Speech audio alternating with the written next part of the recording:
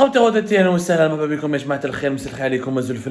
que vous allez bien, j'espère que vous vous portez bien, j'espère que tout se passe bien pour vous.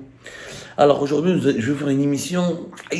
لازم شوية هريسة، لازم تكون فيها الهريسة l'émission هذه باش تتبعوها شوية.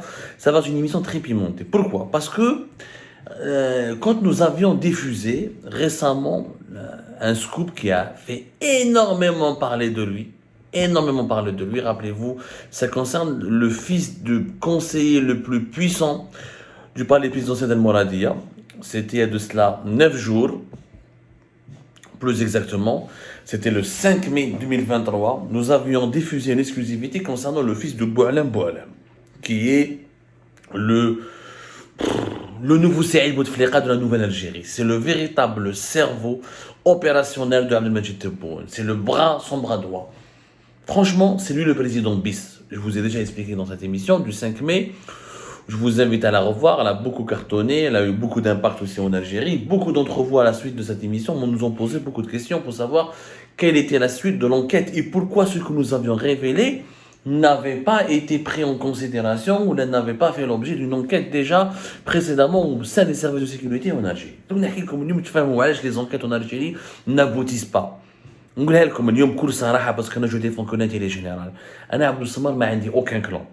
حنا في الجيري بارت ما عندنا اوكان بلان، ما عندنا اوكان كلون. Nous n'avons aucun plan de carrière, de plan d'intérêt, ou on sert aucun intérêt, et nous n'avons aucun clan. Nous défendons juste l'intérêt général du pays et nous donnons une information fiable qui permettre à notre pays de se développer et qui peut permettre à notre opinion publique de se forger une véritable opinion concrète sur ce qui se passe dans les arcanes du pouvoir algérien. À l'époque, un petit résumé. Il était en Normandie dans une ville qui s'appelait Caen.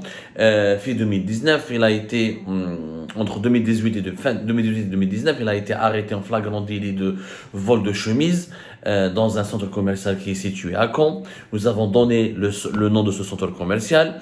Nous avons même donné où il est logé, ce fils de Boualem, où il logeait exactement. Le centre commercial s'appelait Mondeville 2.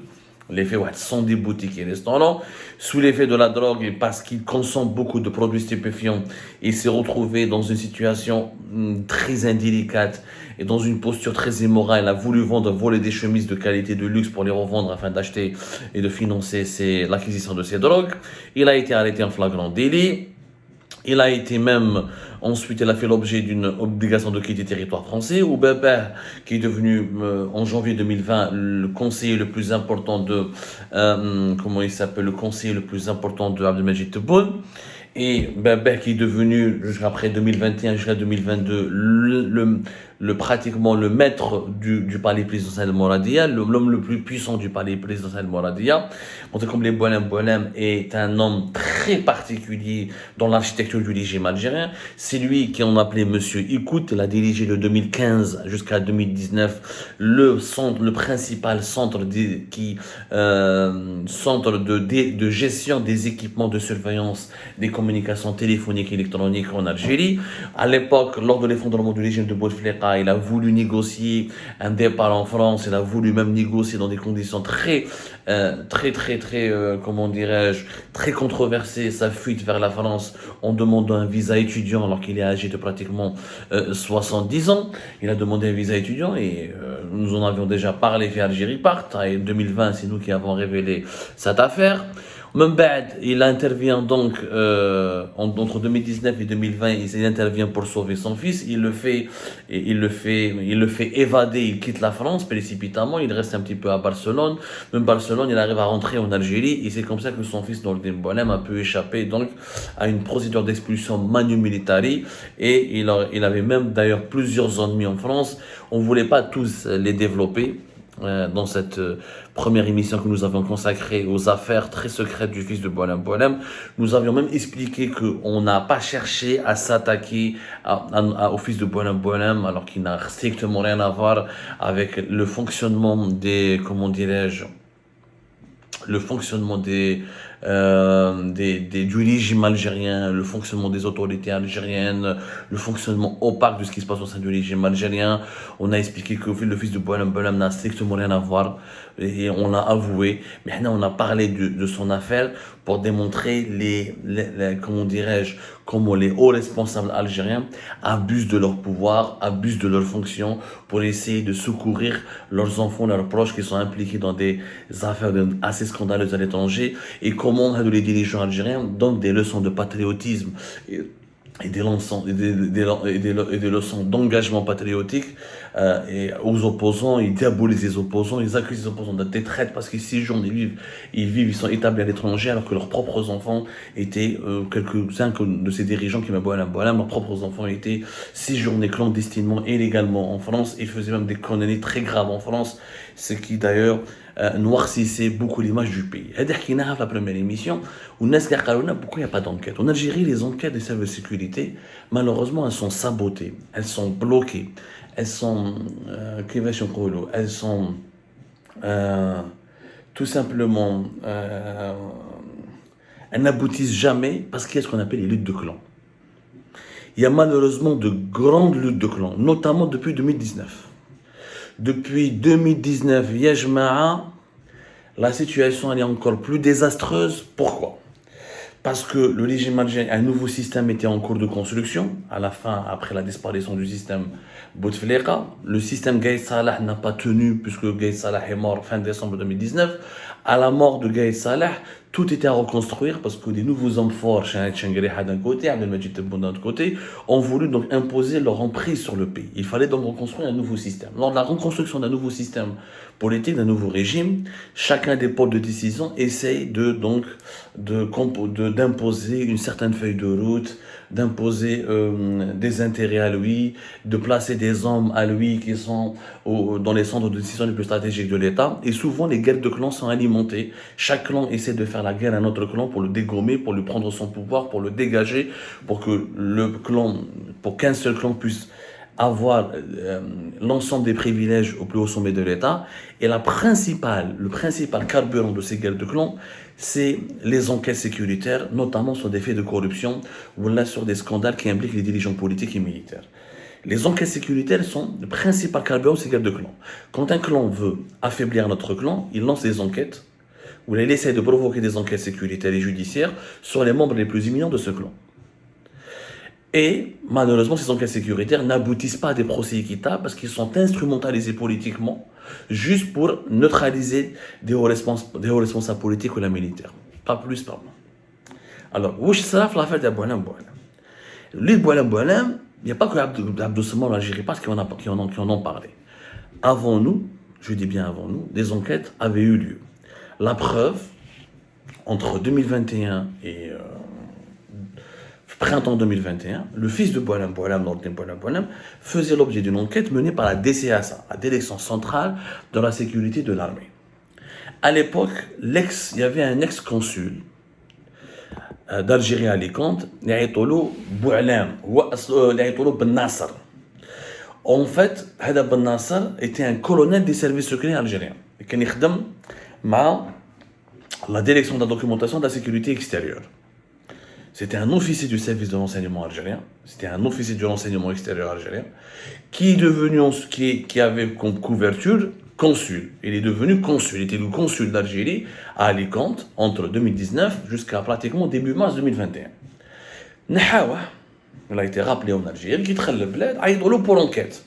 Parce qu'à l'époque, l'équipe de janvier 2021, qui est le général Youssef Bouzid, dans une récente émission qui Algérie Part, qui est le général major Mohamed Youssef Bouzid, il y a eu énormément d'enquêtes, beaucoup d'enquêtes sur l'ensemble des officiers les plus importants dans les DSE, parce que le clan Chengriha qui a dégommé Mohamed Bouzid, alias Youssef, donc voulait affaiblir l'ensemble de ses collaborateurs et les dégager, les neutraliser, ou les mettre en prison, ou les menacer, ou les limoger, ou justifier leur mise à l'écart pour les remplacer par de nouveaux officiers qui sont fidèles et loyaux au clan de Saïd Chengriha. Toujours les guerres de clan.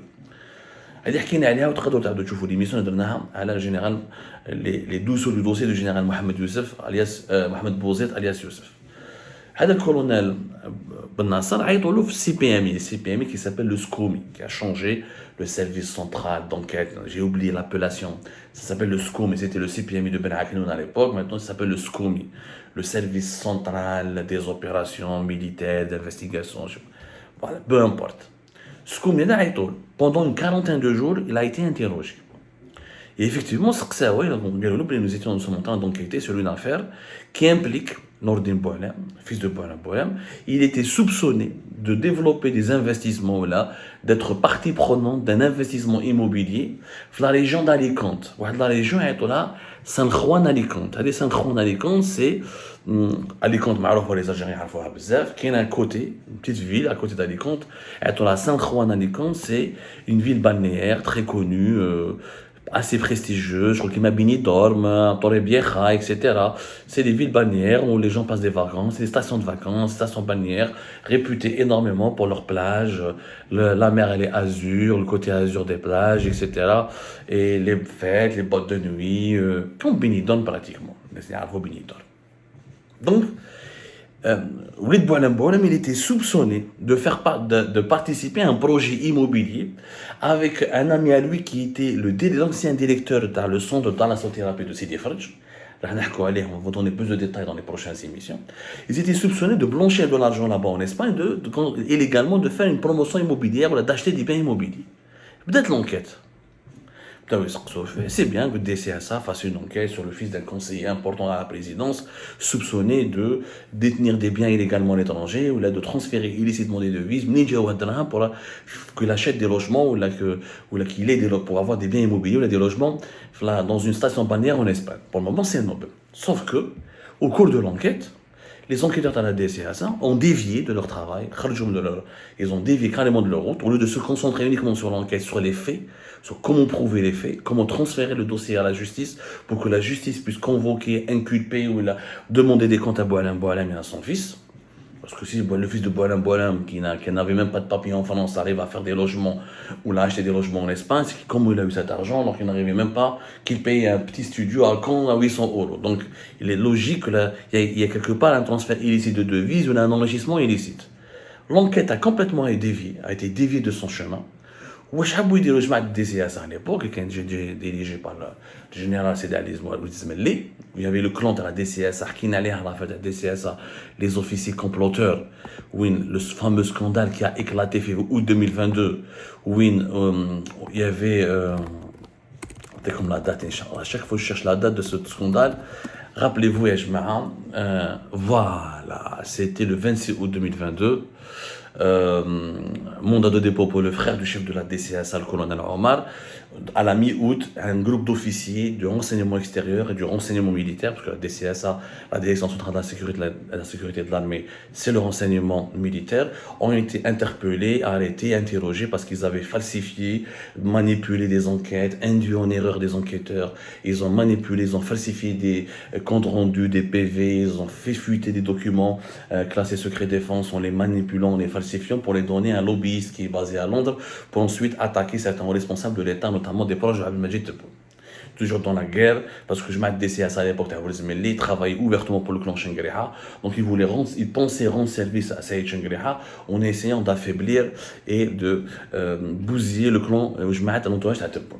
Ça n'a pas marché parce que le complot a éclaté, ils l'ont fait de façon tellement maladroite que ça a fini par aboutir à un scandale. C'est le fameux scandale de la mi-août 2022 des officiers comploteurs. Beaucoup d'entre eux sont encore en prison à la prison militaire de Blida, mais leur procès n'a pas été encore programmé. ولاو يسقسوا في الكولونيل بن ناصر ولاو يقولوا له mais écoute, ils lui ont proposé un autre deal. Quand ils ont vu qu'ils n'avaient pas la capacité ou qu'ils n'avaient pas le temps ou là ils n'avaient même pas la motivation d'enquêter sérieusement sur cette affaire de biens immobiliers à Alicante San Juan du fils de Boualem, ils ont choisi la facilité. Donc ils ont demandé à ce colonel Ben Nasser de témoigner, de faire un témoignage et de dire que le fils de Boualem et traîne avec un certain trafiquant de drogue algérien qui vit en Espagne, dont le surnom s'appelle Mario, et que le fils de Boualem Boualem a fait entrer du cannabis ou l'a fait entrer des drogues et des stupéfiants depuis l'Espagne vers Oran en utilisant le réseau de ce trafiquant de drogue qui s'appelle Mario, où ils ont voulu le contraindre à faire ce témoignage, sur la base d'un témoignage, comme ils n'ont pas de preuves, ils ont voulu bâcler l'enquête et comme ça ils vont essayer d'inculper et d'attaquer directement Boualem Boualem. Au lieu de faire leur travail sérieusement, professionnellement, alors qu'il y a déjà une matière et beaucoup d'informations à vérifier et toute une enquête à mener sur le train de vie du fils de Boualem et ses activités, ses agissements en Europe, notamment en Espagne ou là en France, ils ont voulu là. Ils font de la politique, ils font pas dans l'investigation ou là dans l'enquête. Non, on demande directement, on essaie d'obtenir la tête de Boualem en exigeant directement comment dirais-je, en demandant directement, en faisant un faux témoignage qui accusera le fils de Boualem de faire du trafic de drogue. هذا الكولونيل بن ناصر ما حبش يمشي لهم قال لك انا ما نمشيلكمش انا باش ندير ان فو تيموناج انا ما نديرش je vous donne les informations que j'ai mais je ne peux pas vous donner des informations que j'ai pas envie de faire un faux témoignage. داروا عليه une pression terrible, une quarantaine de jours وهو يروح يخرج l'ex CP سكومي تاع بن عقنون l'ex CP هذه يعني pratiquement il a failli être placé en garde à vue. Ils l'ont pas placé en garde à vue. Des pressions énormes pour faire un faux témoignage et pour faire tomber Boualem. Alors qu'ils avaient déjà des informations plus utiles et qu'ils auraient pu exploiter concernant les activités financières illicites et peut-être les potentiels biens du fils de Boualem en Espagne. Ils ont abandonné un dossier sérieux, beaucoup plus rigoureux, pour se concentrer sur une pseudo-affaire de trafic de drogue sur la base d'un faux témoignage. Et c'est pour cette raison que qui شافوا بالكولونيل بن ناصر ما مشالهمش حاوزوه خرجوهم لا دي دي اس ورماوه ils l'ont complètement exclu وكي ما صابوش suffisamment de preuves ils ont voulu donner ces informations لواحد اليوتيوبر installé à Londres قالوا له انت تقولها tu vas insulter tu vas insinuer tu vas dire que le fils de Boualem est impliqué dans une opération de trafic de drogue ما قدروش يلحقوها له parce que le colonel Ben Nasser ما حبش يمشي لهم donc pas de faux témoignages donc ils n'ont pas pu faire le dossier, n'ont pas pu lancer l'affaire et du coup toute l'enquête sur le fils de Boualem a complètement été a fondu comme neige sous le soleil. Elle s'est complètement effondrée cette enquête. Il n'y a pas eu de travail, il n'y a rien eu. Il n'y a pas eu d'enquête, ça a abouti à un échec retentissant parce que les enquêteurs n'étaient pas sérieux, n'étaient pas rigoureux. Ils ne cherchaient pas à défendre l'intérêt général, ils ne cherchaient pas à chercher ou à obtenir la vérité ou à faire éclater la vérité. Ils voulaient juste faire une opération de déstabilisation politique. Et lorsqu'on ne cherche pas la vérité, quand on politise l'enquête sécuritaire, l'enquête judiciaire, et ben ça a abouti à un échec parce que tout livre la manipulation. Et c'est pour cette raison, et cette anecdote que je vous raconte en exclusivité illustre parfaitement ce qui se passe en ce moment au sein du régime algérien. Le régime, les services de sécurité sont instrumentalisés, entraînés contre leur gré dans des luttes de clans inutiles, sempiternelles et très dangereuses, ce qui affaiblit malheureusement leur capacité d'établir la vérité, de défendre l'intérêt général. Et c'est pour cette raison que des affaires comme celle du fils de Boualem, on n'arrivera jamais, en tout cas dans la configuration actuelle de l'État algérien, très difficile de percer et d'obtenir la vérité. Et je vous souhaite une agréable fin de journée et à la prochaine pour d'autres révélations.